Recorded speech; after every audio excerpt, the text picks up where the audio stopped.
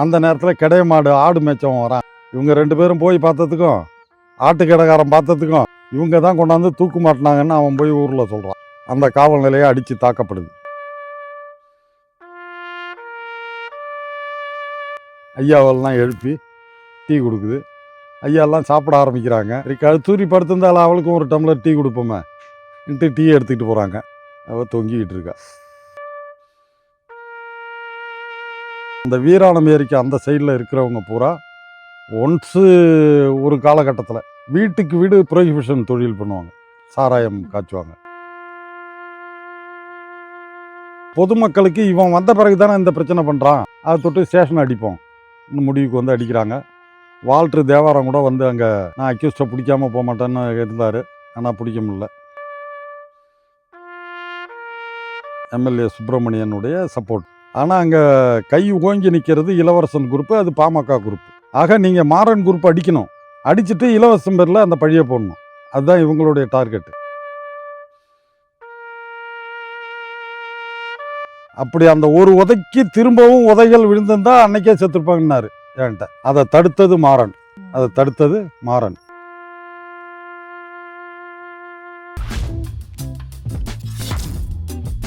Inspector jeep அனுப்பிச்சு என்னை கூப்பிட்டு வர சொல்லி அனுப்புகிறாங்க. அந்த போலீஸ் ஸ்டேஷன் போனால் அந்த ரவுடி அங்கே உட்காந்துருக்கான். போனால் நீ தான் அது வாங்குறான். யார் கேட்குறது இன்ஸ்பெக்டராக இருந்தால் கூட மனசு ஒரு மாதிரியாக இருக்கும். அவன் கேட்குறான், ஆமாம் எப்படி அடிச்சிங்க போனீங்க வந்தீங்கன்னு என்னமோ குற்றச்சாட்டை அவன் சொல்லிகிட்டு இருக்கான். ரொம்ப தர்ம சங்கடமான நிலை. ஆனால் அதே நேரத்தில் வேற ஒரு இது என்ன, இதை விட்டு இன்னொரு ஸ்டேஷன் போக போகிறோங்கிறது அது நமக்கு ரொட்டீனாக தெரிஞ்சது. அதனால் அதை ஒன்றும் பெருசாக எடுத்துக்காம தலை வணங்கி போகிற பழக்கம் கிடையாது. நீ முடிஞ்சால் உன்னால் முடிஞ்சதை பார்த்துக்க, என்னால் முடிஞ்சதை நான் பார்த்துக்கிறேங்கிற அளவுக்கு நான் ஸ்பீடாக பேசுகிறேன். அதுக்கும் பிறகு அவனை படை சார்ந்தவங்க போய் டீ வாங்கிட்டு வர சொல்லி எல்லாருக்கும் டீ கொடுக்குறாங்க. அதில் நானும் ஒரு ஆள். அது தலைமை ஏற்கிறது ஆய்வாளர் இன்ஸ்பெக்டர். நான் டீ குடிக்க மாட்டேன்ட்டு வெளில வந்துடுறேன். இந்த நிகழ்வை எடுத்தால் அவன் ஒரு ரவுடியோட சொந்தக்காரங்கிறது தெரியுது. இதில் வந்து நான் அந்த காவல் நிலையத்தை விட்டே மாற்றப்படுறேன். இப்போ இந்த பொதுமக்கள் எனக்கு ஏதாவது ஆதரவு தெரிவிச்சிருக்குமா? தரங்கம்பாடி வட்டத்தில் ஒரு சப் இன்ஸ்பெக்டர் ஒருத்தவங்க இருந்தாங்க. அவங்க பேர் வந்து விஸ்வநாதன். அவங்க வந்து காவலராக சேர்ந்து சப் இன்ஸ்பெக்டர் ஆகி ரிட்டையர்ட் ஆகிட்டாங்க. அவங்க எப்படி பழிவாங்கப்பட்டாங்கங்கிறதும் ஒரு மிகப்பெரிய தகவல். அது அந்த 78, 79 காவலர் சங்கம் ஆரம்பிக்கப்படுறப்ப இவங்க வந்து சிட்டி திருச்சியில் இருக்காங்க. இவர் ஒரு குரூப்பை ஃபார்ம் பண்ணுறாருன்னு தெரிஞ்ச உடனே இவரை தூக்கி என்ன பண்ணுறாங்க, திருச்சி ரூரலுக்கு அனுப்புகிறாங்க. திருச்சி ரூரலுக்கு அனுப்புகிறப்ப சிட்டியோட ஸ்ட்ரென்த்தோட சீனியாரிட்டி வேறு இருக்கும், ரூரலோட சீனியாரிட்டி வேறு இருக்கும். அப்போ இவர் சிட்டியிலேருந்து ரூரலுக்கு வர்றப்ப இவருடைய சீனியாரிட்டி வந்து இங்கே வந்து உயர்ந்து நிற்கிது. இவரை வந்து பனிஷ்மெண்ட்டுக்காக திருச்சி ரூரலுக்கு அனுப்புகிறாங்க. ஆனால் அது இவருக்கு ப்ளஸ் பாயிண்ட் அமையுது. இவருக்கு ஒரு படி மேலே போகிறதுக்கு வருது. இவருடைய வாழ்க்கை, விஸ்வநாதனுடைய வாழ்க்கை பூராவுமே அரசு இவரை அடித்து உட்கார வைக்கணுங்கிறப்பெல்லாம் அந்த பந்து மேலே எழும்புத வழியே கீழே போகவே இல்லை.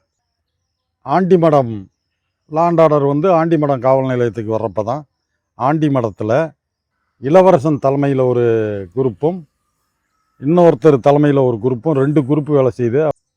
இந்த 2 குரூப்லேயும் பாமக குரூப்பு தான் மேலோங்கி நிற்கிது. ஆனால் திமுக ஆளுங்கட்சியாக இருக்குது. அப்போ அந்த திமுகவினுடைய குரூப்புக்கு ஒரு எம்எல்ஏவே சப்போர்ட் பண்ணுறார்.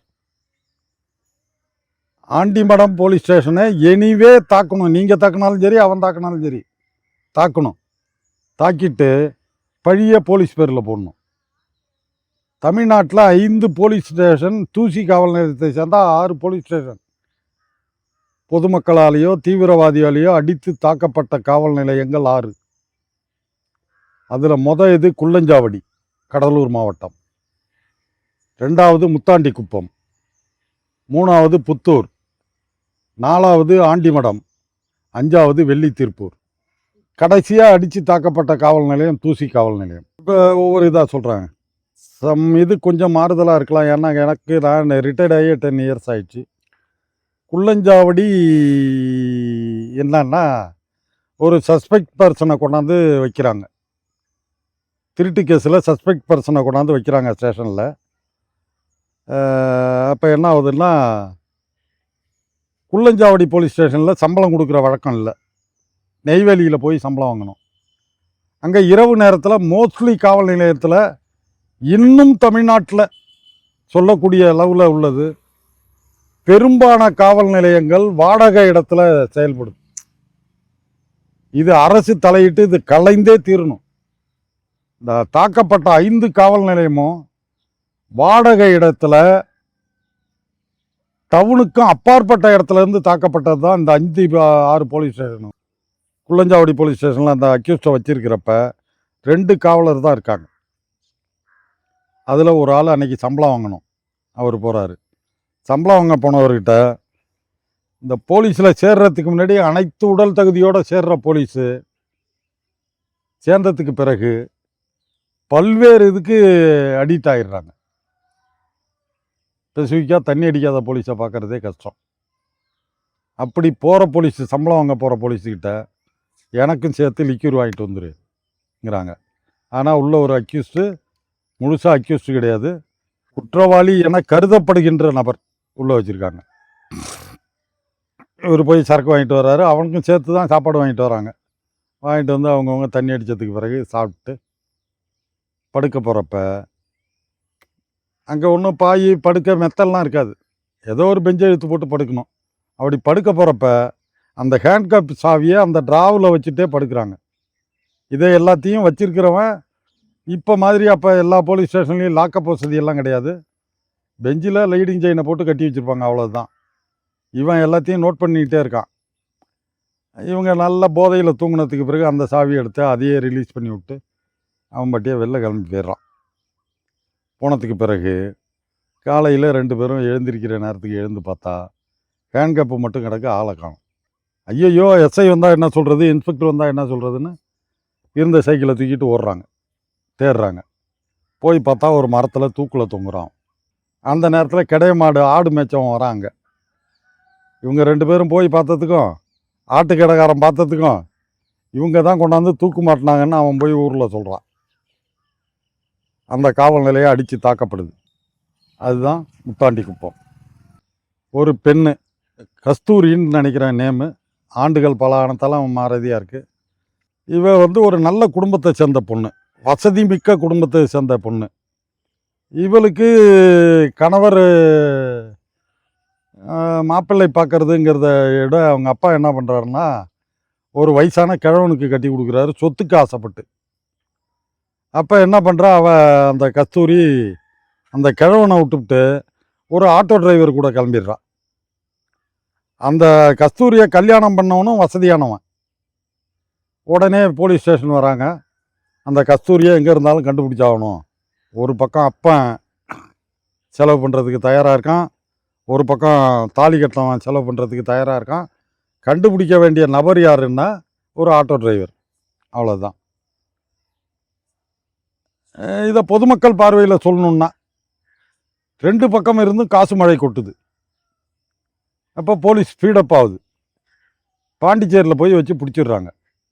பாண்டிச்சேரியில் வச்சு பிடிச்சிடுறாங்க. பிடிச்சி ஸ்டேஷன் கொண்டு வர்றப்ப இரவு 8 மணி. அந்த கஸ்தூரி ரூபத்தில் தான் அந்த காவல் நிலையத்துக்கு கஷ்டமே உற்பத்தி ஆகுது. 8 மணிக்கு கொண்டு வந்து தாலி கட்டினவனை கூப்பிட்டு உன் பொண்டாட்டியை கொண்டு வந்துட்டோம், கூப்பிட்டு போடாங்கிறாங்க. அவன் முந்தா நாள் வரைக்கும் தான் எனக்கு பொண்டாட்டி, இன்னுமா அவள் ஆட்டோ டிரைவருக்கு தான் பொண்டாட்டி, எனக்கு இல்லைங்கிறான். இப்போ அப்பனை கூப்பிட்டு சொல்லணும். அப்பனை கூப்பிட்டு சொன்னால் என்னைக்கு நான் கட்டி வச்ச மாப்பிள்ளையை விட்டு போனாலோ அன்னைக்கே என் மகன் செத்து போயிட்டான்.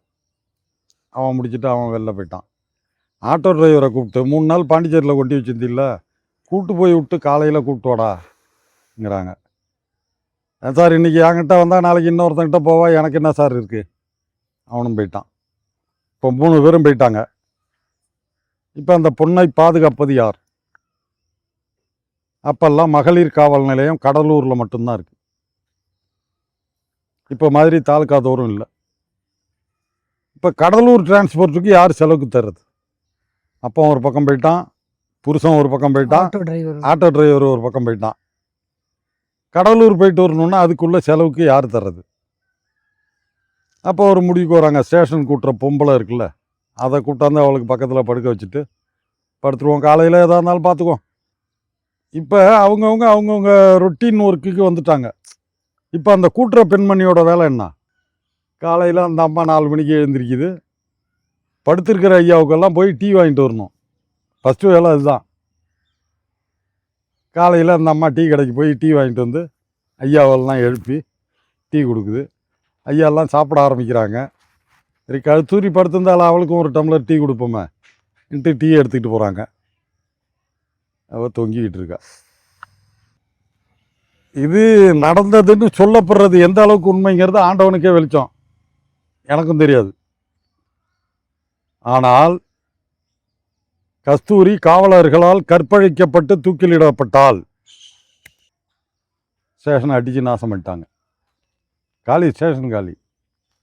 2 3வது ஸ்டேஷன் தான் இதே எங்கள் நியரஸ்டாக இருக்குது, நெடுஞ்சேரி புத்தூர். அதில் அப்பாவி போலீஸ் தான் இறந்தது. வீராணம் ஏரின்னு இருக்குது, கடலூர் மாவட்டத்தில் வீராணம் ஏரின்னு ஒன்று இருக்குது. அந்த வீராணம் ஏரிக்கு அந்த சைடில் இருக்கிறவங்க பூரா ஒன்ஸு ஒரு காலகட்டத்தில் வீட்டுக்கு வீடு ப்ரொஹிபிஷன் தொழில் பண்ணுவாங்க, சாராயம் காய்ச்சுவாங்க. அந்த சாராயம் பூரா விற்பனை நடக்கிற இடம் எதுன்னா தஞ்சை மாவட்டம், கடலூர் மாவட்டம், இதுதான். அது டிரான்ஸ்போர்ட் பண்ணுறதுக்கு ரோட்டில் வந்தால் பாதுகாப்பு நிறையா இருக்குங்கிறதால அந்த வீராணம் ஏரியை கடந்து வருவாங்க. அந்த வீராணம் ஏரியை கடந்து வந்தால் இந்தாண்ட வந்து புத்தூர் காவல் நிலையம் தான். அது நிறைய எஸ்ஐ அதை கண்டுக்காமல் இருந்தாங்க. ஒரு எஸ்ஐ ரொம்ப தீவிரமான எஸ்ஐன்னு நினச்சிக்கிட்டு மற்றவங்கள பழி தீர்த்துட்டு அவன் போயிட்டான். அப்படி தான் அதை சொல்லணும். இடுப்பளவு தண்ணியில் நின்றுட்டு போட்டில் வர்றத இப்போ கெட்டி இவன் பிடிக்கிறது, அதை அடிக்கிறது. இவன் நினைக்கிறது சட்டப்படியானது இன்னும் வச்சுக்கிட்டா கூட, ஆனால் பொதுமக்களுக்கு இவன் வந்த பிறகு தானே இந்த பிரச்சனை பண்ணுறான், அதை தொட்டு ஸ்டேஷன் அடிப்போம் இன்னும் முடிவுக்கு வந்து அடிக்கிறாங்க. வால்ட்ரு தேவாரம் கூட வந்து அங்கே நான் அக்யூஸ்டை பிடிக்காமல் போக மாட்டேன்னு இருந்தார், ஆனால் பிடிக்க முடியல. ஏன்னா சாராயம் காய்ச்சுபவர்கள் கூட்டம் தான் அதிகம், அதை தொட்டு பண்ணியில்லை. அதுக்கு அடுத்தபடியாக தாக்கப்பட்ட போலீஸ் ஸ்டேஷன் தான் ஆண்டிமடம். எத்தனை சதவிகிதம் போலீஸார் வாக்களித்தார்கள், 100% வாக்களித்தார்களா என்றத அறிக்கையா அரசு வெளியின். காவல் நிலையத்தில் பராமரிக்கப்படுகின்ற அத்தனை ஆவணங்கள் கம்ப்யூட்டர் மயமாக்கப்பட வேண்டும். அது ரப் டியூட்டி ரோஸ்டர் ஆகட்டும், டியூட்டி ரோஸ்டர் ஆகட்டும், ஆஃப் டியூட்டி ரோஸ்டர் ஆகட்டும், வில்லேஜ் ரோஸ்டர் ஆகட்டும், எதுவாக இருந்தாலும் மின்மயமாக்கப்பட வேண்டும். எந்த ஒரு விடுப்பையும் எந்த ஒரு காவலனும் கொடுத்துத்தான் ஆக வேண்டும் என்று கேட்க உரிமையற்றவன் என்ற ஒரு பாயிண்டை வைக்கிறாங்க.